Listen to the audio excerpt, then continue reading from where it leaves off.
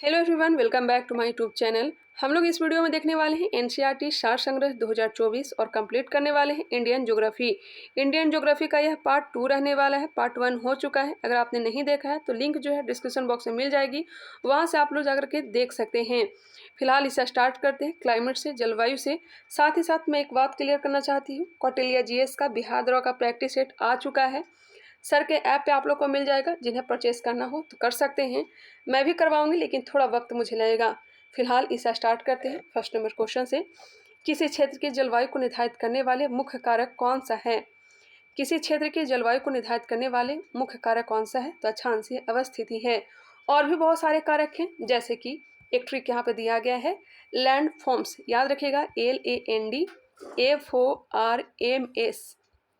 LAND FORMS, यह सभी के सभी जलवायु को प्रभावित करने वाले कारक हैं। कौन कौन सा है?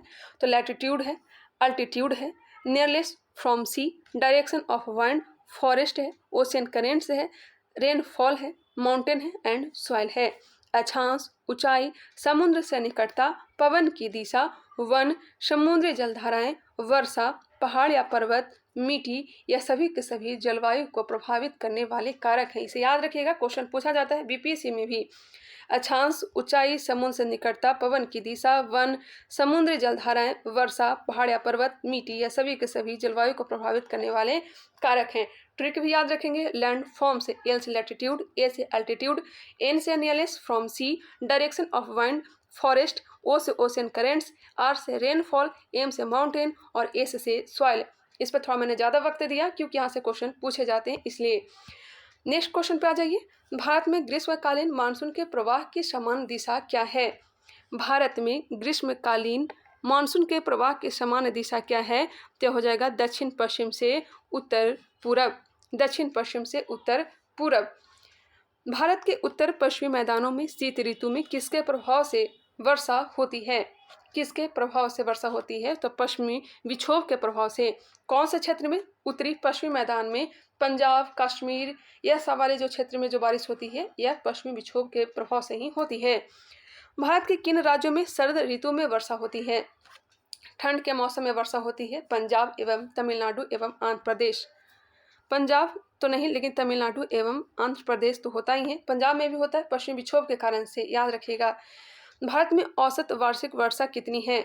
जबकि लौटती हुई मानसून से वर्षा होती है तमिलनाडु और आंध्र प्रदेश वाले क्षेत्र में, और पंजाब में पश्चिमी विक्षोभ के कारण वर्षा होती है शरद ऋतु में।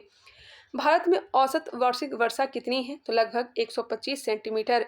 भारत में सर्वाधिक वर्षा किन क्षेत्रों में होती है? तो पश्चिमी घाट, पूर्वी हिमालय तथा मेघालय।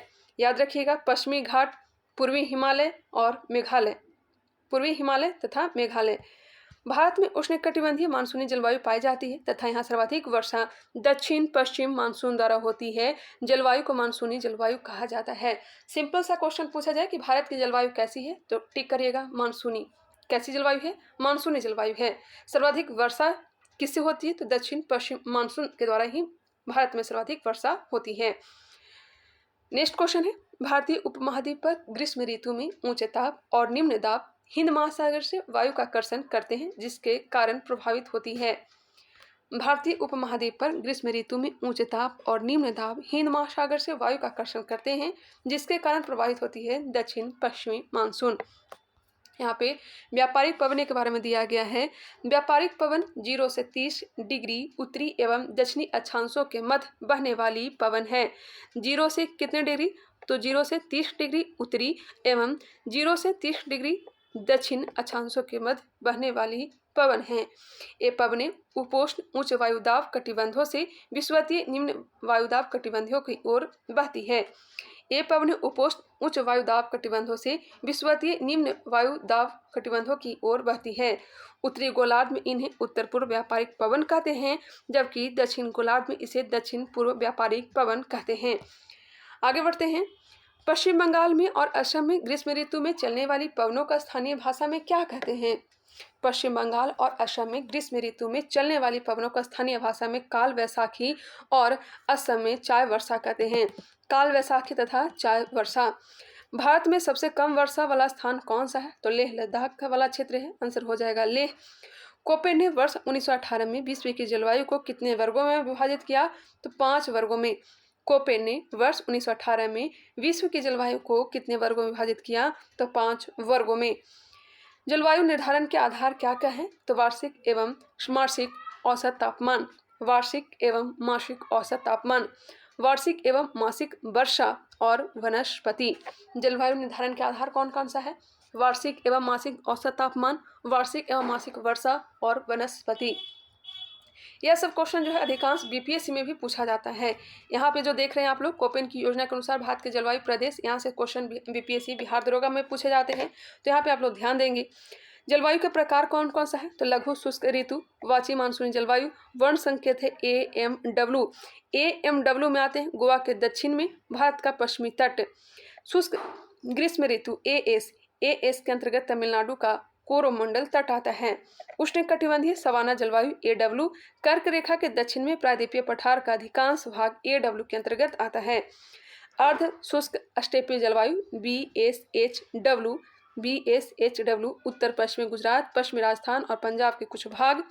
उष्ण मरुस्थलीय जलवायु BWHW, VW जो कैपिटल में है, HW स्मॉल में है, राजस्थान का पश्चिमी भाग इसके अंतर्गत आते हैं। शुष्क शीत ऋतु CWG, गंगा का मैदान, पूर्वी राजस्थान, उत्तरी मध्य प्रदेश, उत्तर पूर्वी भारत का अधिकतर प्रदेश। DFC, लघु ग्रीष्म तथा शीत आर्द्र ऋतु, अरुणाचल प्रदेश वाला हिस्सा, सिक्किम और असम वाला जो क्षेत्र है DFC के अंतर्गत आता है। ध्रुवीय तुल्य जलवायु, यह E के अंतर्गत आता है, जम्मू कश्मीर, लद्दाख, हिमाचल प्रदेश और उत्तराखंड। टुंड्रा तुल्य जलवायु ET, उत्तराखंड के पर्वतीय क्षेत्र। क्वेश्चन सिर्फ पूछा जाएगा किस तरह से, मैं आप लोग बताती हूँ। क्वेश्चन पूछा जाता है कि गंगा का मैदान किसके अंतर्गत आता है? तो ऑप्शन के अंतर्गत आप लोग टिक करेंगे CWG। राजस्थान का सबसे पश्चिमी भाग किसके अंतर्गत आता है? तो BW स्मॉल HW। क्लियर? इसे एक बार फिर से आप लोग देख लेंगे। फिलहाल मैं आगे बढ़ती हूँ। चलिए, अंतर उष्णकटिबंधीय अभिसरण क्षेत्र ITCZ क्या है? तो एक निम्न वायुदाब पट्टी है जो पृथ्वी के चारों ओर सामान्यतः विषुवत रेखा के ऊपर चारों ओर स्थित है। वस्तुतः यह एक दोलायमान पट्टी है। ITCZ वह क्षेत्र है जहां उत्तर पूर्वी एवं दक्षिण पूर्वी व्यापारिक पवनें मिलती है। दोनों पवनों के मिलने से विषुवतीय पछुआ पवनों की उत्पत्ति होती है। एक बार अपने नोटबुक में इसे डिटेल से पढ़ लीजिएगा। आगे बढ़ते हैं। लू उत्तरी भारत में पंजाब से बिहार तक चलने वाले शुष्क व पीड़ादायक पवन है। उत्तरी भारत में जो पवन चलती है, गर्म पवन, उसे क्या कहते हैं? लू कहते हैं। आम बोलचाल में इसे हम लोग क्या कहते हैं? लहर कहते हैं कि लहर चल रहा है। आगे बढ़ते हैं। अब यहाँ पे थोड़ा सा मैप के अनुसार दर्शाया गया है, देखना चाहें तो देख सकते हैं। क्वेश्चन पे आते हैं। भारत में दक्षिण पश्चिम मानसून का समय सामान्यतः कब से कब तक होता है? तो 1 जून से प्रारंभ होता है और सितंबर तक। सबसे पहले दक्षिण पश्चिम मानसून आता कहाँ है? तो केरल वाले तट पर। यहाँ पे दिया गया है। भारत में मानसून का आगमन सबसे पहले किस राज्य में होता है? तो केरल में होता है। कौन से राज्य में? केरल में। भारत में नार्वेस्टर की उत्पत्ति कहाँ होती है? नार्वेस्टर की उत्पत्ति होती है छोटा नागपुर पठार पर। नार्वेस्टर की उत्पत्ति छोटा नागपुर पठार पर होती है। तमिलनाडु में मानसून के समान महीने कौन से हैं? नवंबर, दिसंबर, ठंड के मौसम। भारतीय मानसून को प्रभावित करने वाले घटक कौन से हैं? तिब्बत का पठार, जेट स्ट्रीम, एल नीनो तथा ला नीनो। भारतीय मानसून को प्रभावित करने वाले घटक कौन सा है? तो तिब्बत का पठार है, जेट स्ट्रीम है, एल नीनो है और ला नीनो। ये सब। उत्तर पूर्वी मानसून से सबसे अधिक वर्षा प्राप्त करने वाला राज्य कौन सा है? उत्तर पूर्वी मानसून। उत्तर पूर्वी मानसून से सर्वाधिक वर्षा प्राप्त करने वाला राज्य कौन सा है? तमिलनाडु। कौन सा राज्य है? तमिलनाडु। कोरोमंडल तट जिसे कहते हैं। भारत के किन क्षेत्रों में औसत वार्षिक वर्षा 200 मिलीमीटर होती है? 200 मिलीमीटर। तो जम्मू कश्मीर व पश्चिमी राजस्थान। अमृतसर एवं शिमला लगभग एक ही अक्षांश पर स्थित है, किंतु उनकी जलवायु में भिन्नता का मुख्य कारण है। यह क्वेश्चन आई थिंक बीपीएससी में पूछा गया था। अमृतसर एवं शिमला लगभग एक ही अक्षांश पर स्थित है, किंतु उनकी जलवायु में भिन्नता का मुख्य कारण क्या है? तो उनकी ऊंचाई में भिन्नता। नेक्स्ट क्वेश्चन है। भारत में सर्वाधिक दैनिक तापांतर किस स्थान पर पाया जाता है? दैनिक तापांतर कह सकते हैं कि दिन में बहुत ज़्यादा गर्मी और रात में बहुत ज़्यादा ठंड है। दैनिक तापांतर किस स्थान पर पाया जाता है? तो राजस्थान के मरुस्थलीय क्षेत्रों में। भारत में मानसून के प्रस्फोट के लिए किसे उत्तरदायी माना जाता है? भारत में मानसून के प्रस्फोट के लिए किसे उत्तरदायी माना जाता है? पूर्वी जेट प्रवाह को। पूर्वी जेट प्रवाह। कॉफी वर्षा एवं चेरी ब्लॉसम का संबंध किससे है? तो ग्रीष्म ऋतु के समाप्त होने के बाद होने वाली मानसून पूर्व की बौछार से। यह कहाँ होता है? तो कर्नाटक में। कॉफी वर्षा एवं चेरी ब्लॉसम कहाँ होता है? तो कर्नाटक। इसका संबंध है ग्रीष्म ऋतु के समाप्त होने के बाद होने वाली मानसून पूर्व की बौछार से। आम्र वर्षा किन राज्य से संबंधित है? ये हो जाएगा केरल और तटीय कर्नाटक। आम्र वर्षा। अब यहाँ पे भारत में वर्षा का वितरण दिया गया है। भारत में औसत वार्षिक वर्षा लगभग 125 सेंटीमीटर होती है, परंतु इसमें क्षेत्रीय भिन्नताएं पाई जाती है जो निम्नवत है। फर्स्ट है अधिक वर्षा वाले क्षेत्र। अधिक वर्षा वाले क्षेत्र कौन कौन सा आ जाएगा? तो पश्चिमी घाट, उत्तर पूर्व के उप हिमालयी क्षेत्र तथा मेघालय की पहाड़ियों पर अधिक वर्षा होती है। यहाँ वर्षा 200 सेंटीमीटर से अधिक होती है। खासी और जयंतिया पहाड़ियों के कुछ भाग में 1000 सेंटीमीटर से भी अधिक वर्षा होती है। कौन सी पहाड़ी? खासी और जयंतिया पहाड़ी के कुछ भाग में 1000 सेंटीमीटर से भी अधिक वर्षा होती है। ब्रह्मपुत्र घाटी तथा निकटवर्ती पहाड़ियों पर 200 सेंटीमीटर से भी कम वर्षा होती है। ये हमने बात कर ली है अधिक वर्षा वाले क्षेत्र। नेक्स्ट दिया गया है 2 में मध्यम वर्षा के क्षेत्र। मध्यम वर्षा वाला क्षेत्र है गुजरात का दक्षिण भाग, पूर्वी तमिलनाडु, ओडिशा सहित उत्तर पूर्वी प्रायद्वीप, झारखंड, बिहार, पूर्वी मध्य प्रदेश, उप हिमालय के साथ लगा हुआ गंगा का उत्तरी मैदान, कछार घाटी और मणिपुर में 100 से 200 सेंटीमीटर के बीच वर्षा होती है। मध्यम वर्षा की हमने बात कर लिया। न्यून वर्षा के क्षेत्र, बिहार कौन से क्षेत्र में आता है? तो मध्यम वर्षा के क्षेत्र के अंतर्गत बिहार आता है।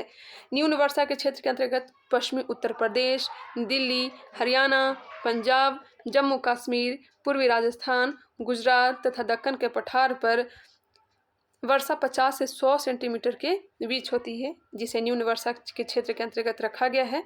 नेक्स्ट है चौथा दिया गया अत्यल्प वर्षा के क्षेत्र, बिल्कुल कम वर्षा। प्रायद्वीपीय भारत के कुछ भागों विशेष रूप से आंध्र प्रदेश, कर्नाटक और महाराष्ट्र के वृष्टि छाया प्रदेश व लद्दाख और पश्चिमी राजस्थान के अधिकतर भागों में 50 सेंटीमीटर से भी कम वर्षा होती है, जिसे अत्यंत वर्षा के क्षेत्र के अंतर्गत रखा गया है। अब आगे बढ़ते हैं। जेट स्ट्रीम क्षोभमंडल के मध्य अक्षांशों में धरातल से 12 किलोमीटर उत्तर पश्चिमी से पूर्व दिशा में चलने वाली एक प्रवाह का नाम है। जेट स्ट्रीम क्षोभमंडल के मध्य अक्षांशों में धरातल से 12 किलोमीटर ऊपर पश्चिम से पूर्व दिशा में चलने वाली एक प्रवाह का नाम है। ध्यान रखिएगा। अब नेक्स्ट टॉपिक आ जाते हैं, मृदा के बारे में जानते हैं, सॉइल के बारे में पढ़ते हैं। भारत की मृदाओं का वर्गीकरण उत्पत्ति, रंग, संयोजन तथा अवस्थिति के आधार पर कितने किया गया है? तो 8 भागों में, माफ करिएगा 8 भागों में किया गया है। उत्पत्ति, रंग, संयोजन तथा अवस्थिति के आधार पर भारत की मृदाओं को 8 भागों में बांटा गया है। कितने भागों में? 8 भागों में। जलोढ़ मृदा है, काली मृदा है, काली के बाद लाल और पीली मृदा, लेटराइट मृदा, शुष्क मृदा, लवणीय मृदा, पीट मृदा और वन मृदा। अब आ जाइए यहाँ पे, मृदा शब्द की उत्पत्ति किससे हुई है? तो लैटिन भाषा के शब्द सोलम से हुई है। मृदा शब्द की उत्पत्ति लैटिन भाषा के शब्द सोलम से हुई है, जिसका शाब्दिक अर्थ है फर्श। इसका शाब्दिक अर्थ क्या है? तो फर्श है। भारत के सर्वाधिक क्षेत्र में कौन सी मृदा पाई जाती है? तो जलोढ़ मृदा पाई जाती है, जिसे कछारी मृदा भी कहते हैं। रेगुड़ मृदा किस अन्य नाम से जाना जाता है? रेगुड़ मृदा को काली मृदा कहते हैं, काली कपासी मिट्टी कहते हैं। रेगुड़ मृदा का सर्वाधिक विस्तार किस राज्य में है? तो महाराष्ट्र में है। मालवा पठार में किस मृदा की अधिकता पाई जाती है? तो काली मृदा की। मालवा पठार में कौन सी मृदा अधिकता पाई जाती है? काली मृदा। काली मृदा को स्वतः जुताई वाली मृदा भी कहा जाता है। ध्यान रखिएगा, इंपॉर्टेंट है। काली मृदा को स्वतः जुताई वाली मृदा भी कहा जाता है, जिसमें सिंचाई की कम आवश्यकता पड़ती है। यह मृदा कपास की खेती के लिए सबसे उपयुक्त मानी जाती है। मिट्टी का पीला रंग फेरिक ऑक्साइड के कारण होता है, जबकि लाल रंग लोहे के ऑक्साइड के कारण होता है। पीला रंग किसके कारण? फेरिक ऑक्साइड, जबकि लाल रंग लोहे के ऑक्साइड के कारण होता है, फेरस ऑक्साइड। लेटराइट मृदा मुख्यतः किन राज्यों में पाई जाती है? तो केरल, कर्नाटक और महाराष्ट्र वाले क्षेत्र में। लोहे की मात्रा अधिक होने के कारण कौन सी मृदा दिनों दिन अनुर्वर इनफर्टाइल होती जा रही है? तो यह हो जा रही है लेटराइट। इससे क्वेश्चन बिहार दरोगा में पूछा गया था कि काजू उत्पादन के लिए कौन सी मिट्टी उपयुक्त है? तो लेटराइट मिट्टी। मृदा की क्षारीयता को कम करने के लिए जिप्सम का प्रयोग किया जाता है। मृदा की क्षारीयता को कम करने के लिए किसका प्रयोग करते हैं? जिप्सम का। लेटराइट मृदा भारत में मुख्यतः कहाँ पाई जाती है? तो मालाबार तटीय प्रदेश में। सबसे कम जल धारण क्षमता किस प्रकार की मिट्टी में होती है? सबसे कम जल धारण की क्षमता मतलब सबसे कम जल मतलब बहुत ही कम जल को धारण कर सकती है, तो यह हो जाएगा बलुई दोमट मृदा, माफ करिएगा, बलुई दोमट मृदा। पौधों के सबसे अधिक जल किस प्रकार की मृदा से प्राप्त होती है? तो चिकनी मृदा से। पौधों को सबसे अधिक मृदा जल किस प्रकार की मृदा से प्राप्त होती है? तो चिकनी मृदा से। मृदा की उर्वरता बढ़ाने के लिए कौन सी फसलें उगाई जाती है? तो दलहनी फसलें। कौन से फसल? दलहन फसल को हम लोग लगाते हैं मिट्टी की उर्वरता को बढ़ाने के लिए। चंबल घाटी का निर्माण किस भौगोलिक प्रक्रिया से हुआ है? तो अवनालिका अपरदन से। अवनालिका अपरदन से हुआ है।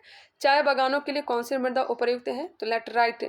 दोमट मृदा में कौन कौन से कण पाए जाते हैं? तो गाद, मृतिका व रेत। भारत के मृदाओं में किस सूक्ष्म तत्व की सर्वाधिक कमी है? तो यह जस्ता की बहुत ही ज़्यादा कमी है। गंगा के मैदान की पुरानी जलोढ़ मृदा को क्या कहा जाता है? पुरानी मिट्टी को कहते हैं बांगर। देखिए इसको इस तरह से याद रखेगा, बस हो गया बांगर, पुरानी जलोढ़ मिट्टी मतलब बूढ़ी मिट्टी। बूढ़ी मिट्टी को क्या कहेंगे? बांगर। तो बस हो गया बूढ़ी और बस हो गया बांगर। और नई मिट्टी को क्या कहते हैं? नई मिट्टी को कहते हैं खादर। खादर और बांगर में ही कंफ्यूजन होता है, क्लियर हो गया होगा। अम्लीय मृदा को कृषि योग्य बनाने हेतु किस खनिज का प्रयोग किया जाता है? तो लाइम या चूना का। अम्लीय मृदा को कृषि योग्य बनाने हेतु किस खनिज का प्रयोग करते हैं? लाइम का करते हैं या फिर चूना का प्रयोग करते हैं। भारत में सर्वाधिक क्षारीय मृदा किस राज्य में पाई जाती है? उत्तर प्रदेश में। लवणीय मृदा में नाइट्रोजन व चूने की अल्पता पाई जाती है। लवणीय मृदा में नाइट्रोजन व चूने की अल्पता पाई जाती है। जैव मृदा का रंग नीला क्यों होता है? बताएंगे। जैव मृदा का रंग नीला क्यों होता है? अम्लीय व फेरस आयरन के कारण। पश्चिमी राजस्थान की मृदा में किस खनिज की अधिकता पाई जाती है? तो कैल्शियम की अधिकता पाई जाती है। मरुस्थलीय मृदा में किस पोषक तत्व का अभाव पाया जाता है?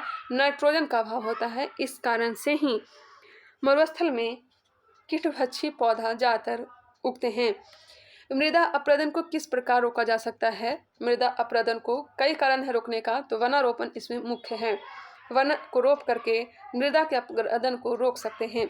पौधे को लगा करके मृदा का या फिर मिट्टी का अपरदन को रोक सकते हैं। पीएच मान के अनुसार मृदा की प्रकृति 1 से 6 पीएच मान अम्लीय मिट्टी, 7 रहेगा उदासीन मिट्टी, 8 से 14 क्षारीय मिट्टी। लाल और पीली मृदा अम्लीय प्रकृति की होती है। ठीक है भाई, लाल और पीली मृदा जो होती है अम्लीय प्रकृति की होती है, जिसमें नाइट्रोजन, फास्फोरस और ह्यूमरस की कमी होती है। लाल और पीली मृदा अम्लीय प्रकृति की होती है, जिसमें नाइट्रोजन, फास्फोरस तथा ह्यूमरस जैव पदार्थ की कमी होती है। चलिए जब आगे बढ़ते हैं, प्राकृतिक वनस्पतियां को देख लेते हैं। विभिन्न प्रकार के वन समूहों का वनावरण और प्रतिशत दिया गया है। ये चाहे तो आप लोग देख सकते हैं, कुछ खास तो मुझे लग नहीं रहा है। अगर आप लोग के लिए इम्पोर्टेंट है तो इसे एक बार देख सकते हैं। कितने % पे कौन से वन पाए जाते हैं भाई, किसके अनुसार दिया गया है। कभी कभी एग्जाम में पूछ भी दिए जाते हैं। सदाबहार वन जो है उष्णकटिबंधीय आर्द्र सदाबहार वन 2.61% पर है। उष्णकटिबंधीय आर्द्र सदाबहार वन 9.27। आप लोग देखना चाहें तो देख सकते हैं। मैं थोड़ा आगे बढ़ती हूँ। भारत के सर्वाधिक बृहद क्षेत्र में किस प्रकार के वन पाए जाते हैं? भारत के सर्वाधिक बृहद क्षेत्र में किस प्रकार के वन पाए जाते हैं? तो यह पाए जाते हैं उष्णकटिबंधीय शुष्क पर्णपाती वन। उष्णकटिबंधीय सदाबहार वन क्षेत्रों में औसत वर्षा कितनी होती है? 200 सेंटीमीटर से अधिक। उष्णकटिबंधीय सदाबहार वन क्षेत्रों में औसत वर्षा कितनी होती है? 200 सेंटीमीटर से अधिक।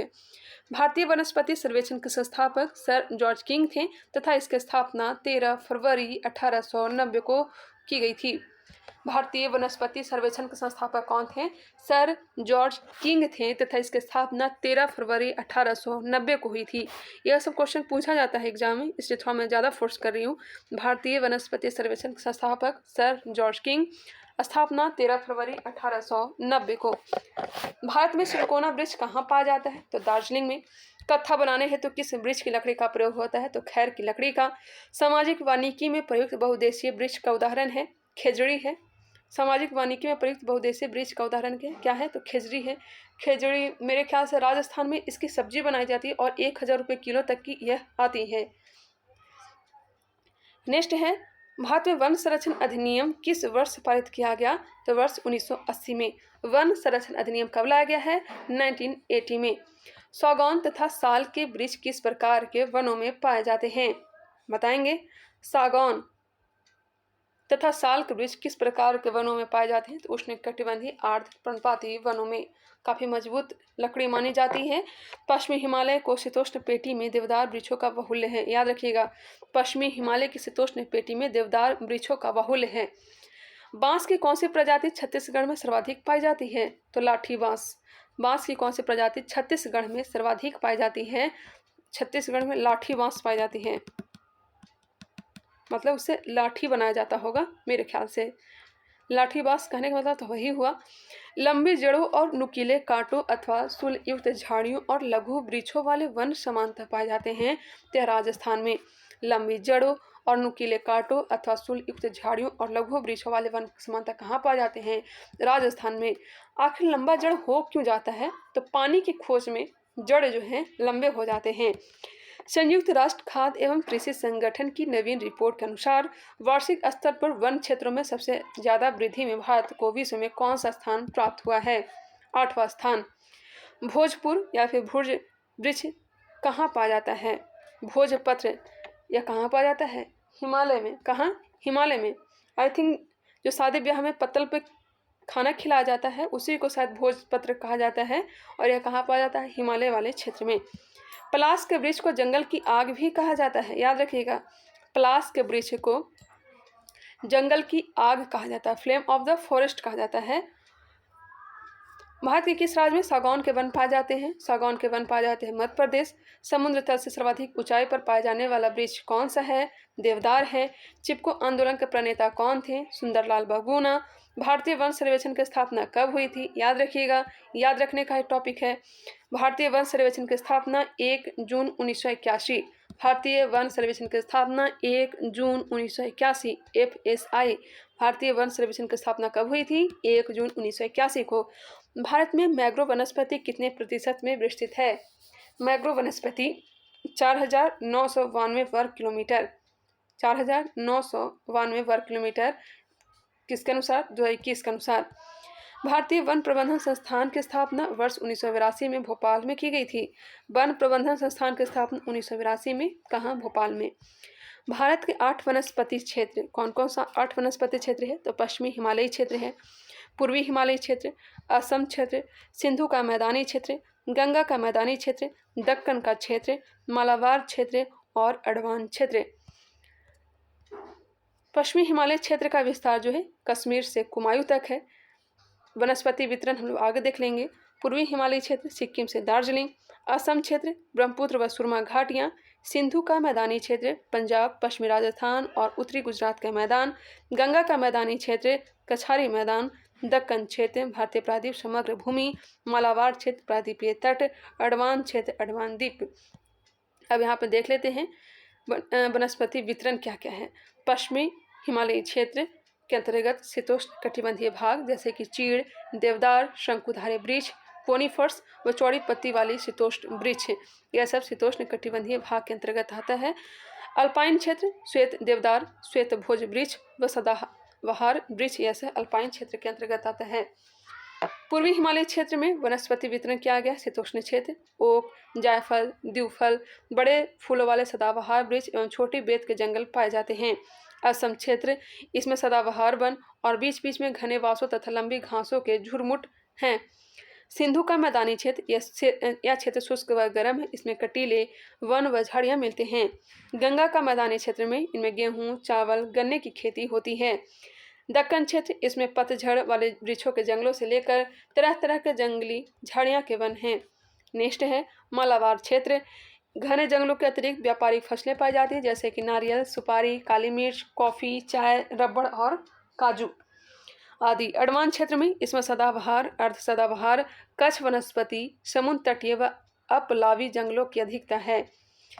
अब आगे बढ़ते हैं। भारत के प्रमुख वानिकी शोध संस्थान दिए गए हैं, यहाँ से क्वेश्चन पूछे जाते हैं, इसलिए आप लोग पहले से ध्यान देंगे। फर्स्ट है forest Research institute. Forest Research institute की स्थापना 1906 में की गई थी। मुख्यालय कहाँ बनाया गया? तो देहरादून। कौन से राज्य में है? तो उत्तराखंड में। ये तो बताने की जरूरत है नहीं। चलिए आगे बढ़ते हैं। Institute of would science and technology, institute of would science and technology की स्थापना 1938, मुख्यालय Bengaluru. Indian plywood industries research and training institute, स्थापना 1962, मुख्यालय Bengaluru. Himalayan forest Research institute 1977 में इसकी स्थापना की गई थी। हिमालयन फॉरेस्ट रिसर्च इंस्टीट्यूट की 1977 में, मुख्यालय कहाँ है? तो शिमला है। उष्णकटिबंधीय वनस्पति उद्यान और अनुसंधान संस्थान की स्थापना 1979, मुख्यालय Thiruvananthapuram. Indian Institute of Forest Management, इसकी स्थापना 1982, मुख्यालय Bhopal. Arid Forest Research Institute 1985, मुख्यालय Jodhpur. Tropical Forest Research Institute 1988, Jabalpur मुख्यालय। रेन फॉरेस्ट रिसर्च इंस्टीट्यूट 1988, इसका मुख्यालय कहाँ है? जोरहाट में। Institute of Forest Genetics and Tree Breeding 1988, Coimbatore मुख्यालय। Institute of Forest Genetics and Tree Breeding, मुख्यालय कहाँ है? तो कोयम्बटूर में। जी.बी. पंत हिमालय पर्यावरण एवं विकास संस्थान, आई थिंक यह क्वेश्चन कहीं पूछा गया था एग्जाम में। जी.बी. पंत हिमालय पर्यावरण एवं विकास संस्थान, इसका मुख्यालय कहाँ है? तो अल्मोड़ा। स्थापना किया गया था 1988 में ही। Centre of Social Forestry and Eco Rehabilitation, मुख्यालय प्रयागराज। 1992 में स्थापना। इंस्टीट्यूट ऑफ फॉरेस्ट प्रोडक्टिविटी 1993, मुख्यालय Ranchi. Institute of forest research and human resource development 1995, मुख्यालय छिंदवाड़ा। छिंदवाड़ा कहाँ है? तो यह मध्य प्रदेश में है। Advance centre for biotechnology and mangrove forest, स्थापना हुआ था 1977 में, मुख्यालय कहाँ है? तो हैदराबाद। याद आप लोग को नहीं हुआ होगा, मुझे पता है। आप लोग चाहें तो स्क्रीनशॉट ले लें, एक दो बार इसको रिवीजन करें, आराम से आप लोग को याद हो जाएगा। मैं भी एक दो बार कोशिश करूंगी याद करने का। चलिए आगे बढ़ते हैं। वृक्षों को बचाने के लिए चिपको आंदोलन की शुरुआत कहाँ हुआ था? उत्तराखंड के टिहरी गढ़वाल जनपद में। वृक्षों को बचाने के लिए चिपको आंदोलन, सुंदरलाल बहुगुणा का नाम आता है, जिनका हाल ही में कुछ दिन पहले ही निधन हो गया था। चिपको आंदोलन कहाँ हुआ था? यह हुआ था टिहरी गढ़वाल जनपद में। अब आप लोग एक कमेंट कर बताएंगे एपीको आंदोलन कहाँ हुआ था? एपीको आंदोलन कहाँ हुआ था? अब नेक्स्ट टॉपिक दिया गया है जैव विविधता, बायोडाइवर्सिटी। भारत के राष्ट्रीय उद्यान मोस्ट इंपॉर्टेंट है किसके लिए? बिहार दरोगा और भी कई सारे एग्जाम के लिए। ध्यान देंगे यहाँ पे। लद्दाख, हेमिस राष्ट्रीय उद्यान कहाँ है? तो लद्दाख में। हेमिस राष्ट्रीय उद्यान लद्दाख में है। हिमाचल प्रदेश में 5 राष्ट्रीय उद्यान है। कौन कौन सा? बृहद हिमालय, इंदर किला, खीर गंगा, पीन घाटी और सिंबल बारा। बृहद हिमालय, इंदर किला, खीर गंगा, पीन घाटी, सिंबाल बारा कहाँ है? तो हिमाचल प्रदेश में। एक बार लास्ट में रिकॉल में करवा दूंगी, आप लोग टेंशन ना लें क्योंकि यह मोस्ट इंपॉर्टेंट है। उत्तराखंड में 6 राष्ट्रीय उद्यान है। कौन कौन सा है? Jim Corbett national park, Gangotri, Govind पशु विहार, नंदा देवी, राजाजी, फूलों की घाटी। अब आगे बढ़ते हैं। अब आ जाते हैं उत्तर प्रदेश। उत्तर प्रदेश में Dudhwa national park. Dudhwa national park कहाँ है? उत्तर प्रदेश में। बिहार में एकमात्र राष्ट्रीय उद्यान कौन सा है? तो वाल्मीकि राष्ट्रीय उद्यान कहाँ है? बिहार में। झारखंड में बेतला राष्ट्रीय उद्यान। बेतला राष्ट्रीय उद्यान कहाँ है? तो बिहार में। सिक्किम में कंचनजंगा राष्ट्रीय उद्यान। कंचनजंगा राष्ट्रीय उद्यान सिक्किम। मेघालय में कौन सा है? तो बालाफक्रम और नोकरेक रिज। बालाफक्रम और नोकरेक रिज कहाँ है? तो मेघालय में। अरुणाचल प्रदेश में मौलिंग और नामदफा। मौलिंग और नामदफा राष्ट्रीय उद्यान अरुणाचल प्रदेश। असम में तो 7 राष्ट्रीय उद्यान हैं। कौन कौन सा है? डिब्रू है, डिब्रू साइखोवा है, काजीरंगा है, मानस है, रायमोना है, नमेरी, देहिंग, ओरांग, पटकाईबूम। एक बार फिर से, डिब्रू साइखोवा, काजीरंगा, मानस, रायमोना, नमेरी, ओरांग, देहिंग, पटकाईबूम, यह सब असम का राष्ट्रीय उद्यान है। नागालैंड में इटांकी। नागालैंड में कौन सा राष्ट्रीय उद्यान? इटांकी राष्ट्रीय उद्यान। मणिपुर में काबू लामजाओ और सिरोही। मिजोरम में मुरलेन और फंगपुई, जिसे ब्लू माउंटेन भी कहते हैं। मुरलेन और फंगपुई राष्ट्रीय उद्यान कहाँ है? मिजोरम में। अब आगे बढ़ते हैं। त्रिपुरा में है क्लाउडेड लेपर्ड और बाइसन। क्लाउडेड लेपर्ड और बाइसन राष्ट्रीय उद्यान त्रिपुरा। ओडिशा में भितरकनिका और सिमरीपाल। पश्चिम बंगाल में बुक्सा गोरुमारा, न्योरा वैली, सिंगलीला, सुंदरवन और जल्दापारा राष्ट्रीय उद्यान पश्चिम बंगाल में। छत्तीसगढ़ में आ जाइए। छत्तीसगढ़ में 3 राष्ट्रीय उद्यान हैं। इंद्रावती, कांगेर घाटी, गुरु घासीदास राष्ट्रीय उद्यान। जिसे संजय गांधी राष्ट्रीय उद्यान भी कहते हैं, लेकिन ये नाम याद रखिएगा ज़्यादा, गुरु घासीदास। अब आगे बढ़ते हैं, तेलंगाना में देख लेते हैं। तेलंगाना में है काय ब्रह्मानंद रेड्डी, काय शुभ्रानंद रेड्डी, महावीर हरिना वनस्थली, मृगा वनी, माफ करिएगा एक बार फिर से देख लेते हैं, नाम थोड़ा टेढ़ा मुझे लग रहा है। काय सुब्रहानंद रेड्डी, महावीर हरिना वनस्थली और मुग्गा वनी, यह सब तेलंगाना का राष्ट्रीय उद्यान है। आंध्र प्रदेश में पापीगोंडा राजीव गांधी राष्ट्रीय उद्यान, श्री वेंकटेश्वर राष्ट्रीय उद्यान कहाँ है? आंध्र प्रदेश में। अंडमान निकोबार में Campbell Bay, Galathea Bay, Mahatma Gandhi Marine, Mount Harriet, Rani Jhansi marine राष्ट्रीय उद्यान, सैंडल पीक, अंडमान निकोबार। तमिलनाडु में गुइडी, मन्नार की खाड़ी मरीन, इंदिरा गांधी राष्ट्रीय उद्यान जिसे अन्नामलाई राष्ट्रीय उद्यान कहते हैं, मुद्दुमलाई और मुकुर्थी कहाँ है? तमिलनाडु में। केरल में आ जाइए, केरल में अनाईमुडी, इराविकुलम, मथिकेतन सोला, प्राम्बिकुलम सेला, पेरियार, साइलेंट वैली जिसे शांत घाटी कहते हैं।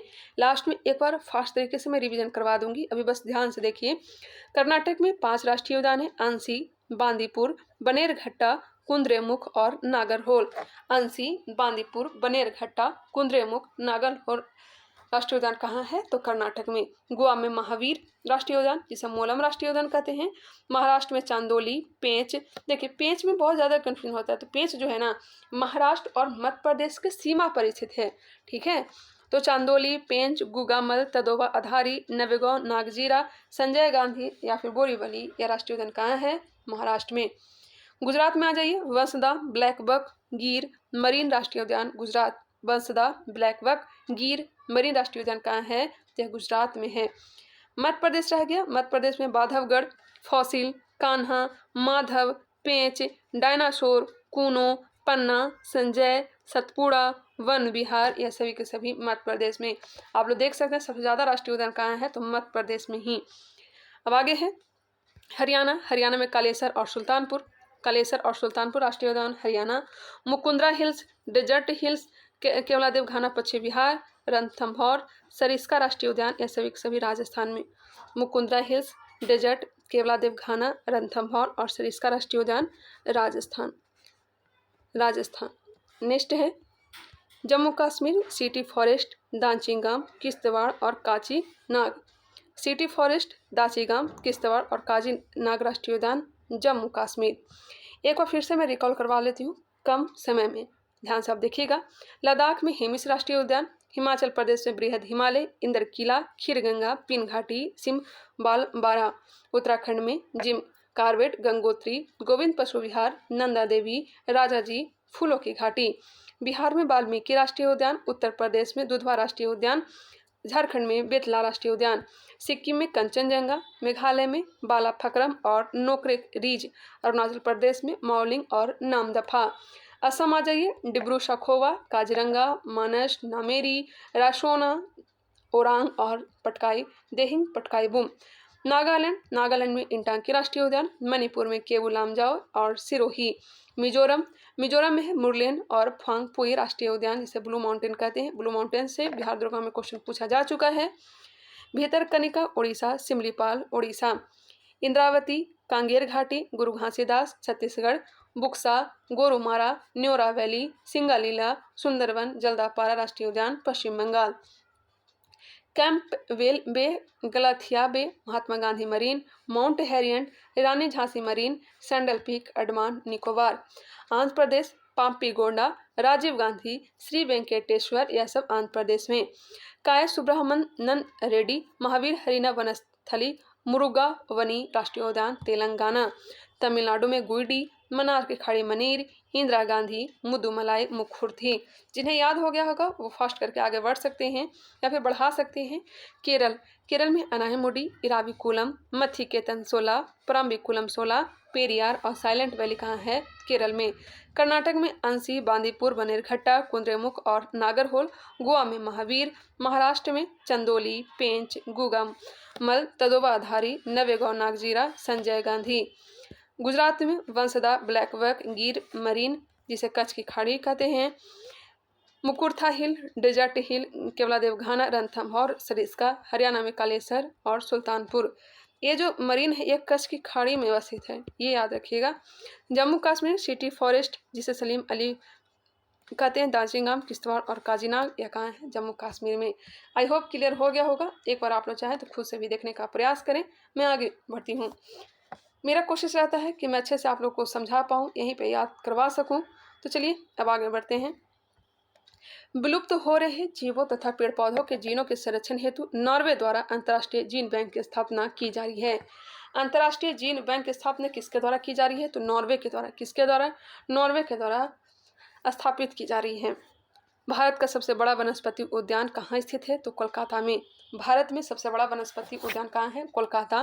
काजीरंगा राष्ट्रीय उद्यान किसके लिए प्रसिद्ध है? तो एक सिंग वाले गैंडे के लिए। महात्मा गांधी मरीन राष्ट्रीय उद्यान किस राज्य में अवस्थित है? अंडमान निकोबार द्वीप समूह में। अभी हमने देखा। जीवाश्म नेशनल पार्क अवस्थित है तो मंडला मध्य प्रदेश में। कान्हा राष्ट्रीय उद्यान किसके लिए प्रसिद्ध है? तो रॉयल बंगाल टाइगर के लिए। नेक्स्ट है, वर्ष 1974 में स्थापित नामदफा राष्ट्रीय उद्यान किस राज्य में स्थित है? 1974 में स्थापित नामदफा राष्ट्रीय उद्यान अरुणाचल प्रदेश में। बांदीपुर राष्ट्रीय उद्यान जो कि कर्नाटक में किस वर्ष स्थापित किया गया था? 1974 में ही। नागरहोल राष्ट्रीय उद्यान जो कि कर्नाटक में है, का परिवर्तित नाम क्या है? नागरहोल का नाम चेंज कर दिया गया है, राजीव गांधी राष्ट्रीय उद्यान कर दिया गया है। नोकरेक जैव मंडलीय क्षेत्र किस राज्य में अवस्थित है? तो यह है मेघालय में। भारत का प्रथम राष्ट्रीय उद्यान कौन सा है? तो जिम कॉर्बेट राष्ट्रीय उद्यान उत्तराखंड में। रणथंभौर वन्यजीव विहार किस राज्य में स्थित है? तो राजस्थान। क्लियर। महत्वपूर्ण वन्यजीव अभ्यारण्य दिए गए हैं। अभी हमने जो करवाया है शायद वही दिया गया है, एक मिनट में देख लेती हूँ। नहीं, यह वन्यजीव अभ्यारण्य दिया गया। अभी हमने क्या करवाया? राष्ट्रीय उद्यान कराया था। क्या करवाया था हमने? हाँ, राष्ट्रीय उद्यान हमने करवाया था। अब यहाँ पे वन्यजीव अभ्यारण्य दिया गया। चलिए एक नज़र देख ही लेते हैं, क्यों छोड़ना इसे। आंध्र प्रदेश में कौन से वन्यजीव अभ्यारण्य है? कोरिंगा वन्यजीव अभ्यारण्य, कोलेरू, पुलिकट, नागार्जुन सागर, श्रीशैलम, प्राणहिता। कोरिंगा, कोलेरू, पुलिकट, नागार्जुन सागर, श्रीशैलम और प्राणहिता वन्यजीव अभ्यारण्य आंध्र प्रदेश में है। नागार्जुन सागर श्रीशैलम तेलंगाना में भी है। प्राणहिता किन्नरसानी तेलंगाना। बिहार में बरेला झील, वर्तमान में सलीम अली जुब्बा सहनी पक्षी विहार नाम कर दिया गया है। भीमबांध वन्यजीव अभ्यारण्य कहाँ है? तो बिहार में। गौतम बुद्ध, कांवर झील, कैमूर, वाल्मीकि, विक्रमशिला, गंगा डॉल्फिन, यह सभी के सभी बिहार में है।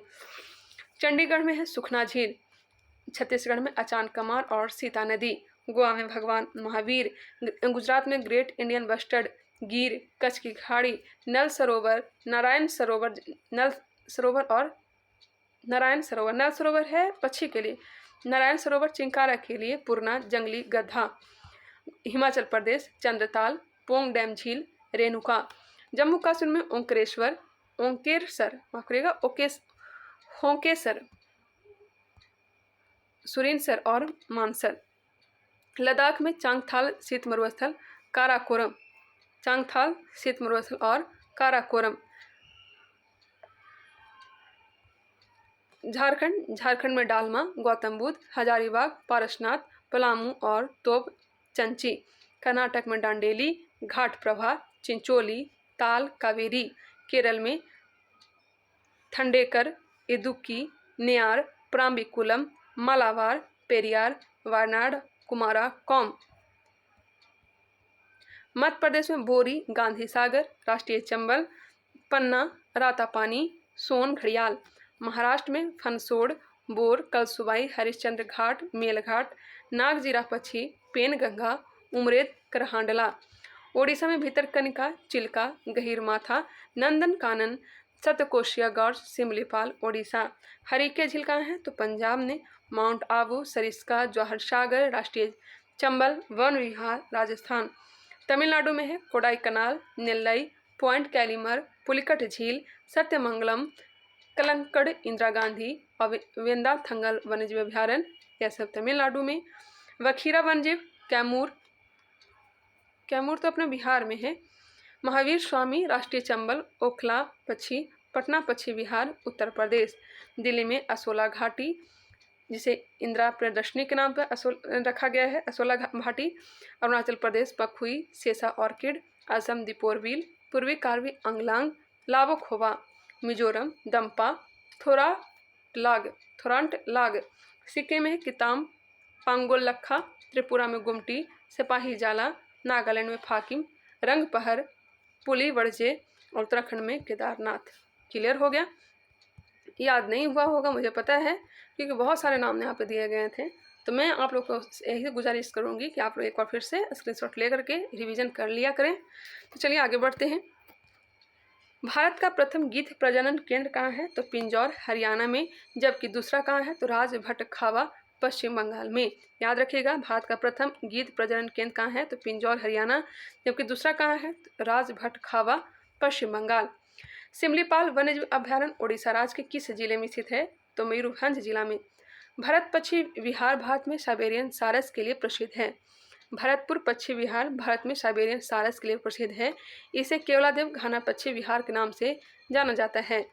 संयुक्त राष्ट्र महासभा ने किस दशक को जैव विविधता दशक घोषित किया है? तय किया है 2011-20 को। बांधवगढ़ राष्ट्रीय उद्यान की स्थापना किस वर्ष की गई? 1968 में। है कहाँ? मध्य प्रदेश में। एकमात्र अभ्यारण्य जहाँ कश्मीरी स्टैग पाया जाता है यह है दाचिगम राष्ट्रीय उद्यान, जम्मू कश्मीर। जंगली गधा कहाँ पाया जाता है? तो कच्छ के रण में। शेर की पूंछ वाला मकाऊ मुख्यतः कहाँ पाया जाता है? साइलेंट वैली राष्ट्रीय उद्यान, केरल में। मुदुमलाई पशु विहार किन दो राज्यों की सीमा पर स्थित है? मुदुमलाई जो है कर्नाटक और केरल। केरल स्थित पेरियार राष्ट्रीय उद्यान हाथी अभ्यारण्य और बाघ अभ्यारण्य के लिए जाना जाता है। मानस वन्यजीव विहार किस राज्य में है? तो असम में है। विश्व का एकमात्र तैरता हुआ राष्ट्रीय उद्यान कौन सा है? तो काबू लामजाओ नेशनल पार्क है। बिहार द्वारा का पूछा गया क्वेश्चन है।